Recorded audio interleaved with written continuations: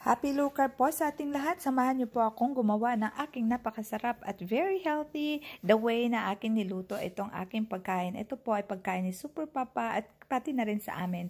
Ito po ay steamed na sibas at saka syempre ang aking homemade na tomato sauce at saka ang aking ni-bake na eggplant. So ayan guys, una ni-steam ko po siya. Meron po akong saucepan, nilagyan ng tubig tapos merong stand.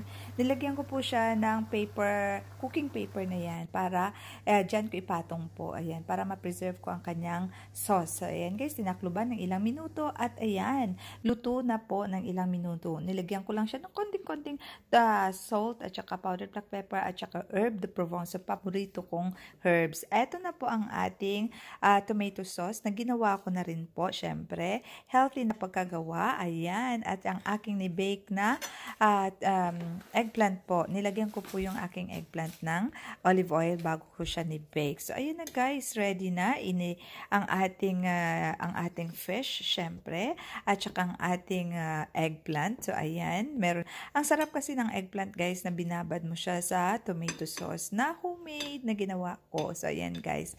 So nilagyan na natin ang ating fresh sa gilid ng ating tomato sauce. Yan na po ang nagiging sauce niya. So ayan guys, ingat na ingat ako sa pagkain ng aking asawa dahil nga nagkaroon siya ng heart failure at saka yung kanyang kidney na failure na rin at saka syempre nagkaroon siya ng stroke. Kaya dobleng ingat. So ayan guys, happy low carb po sa lahat.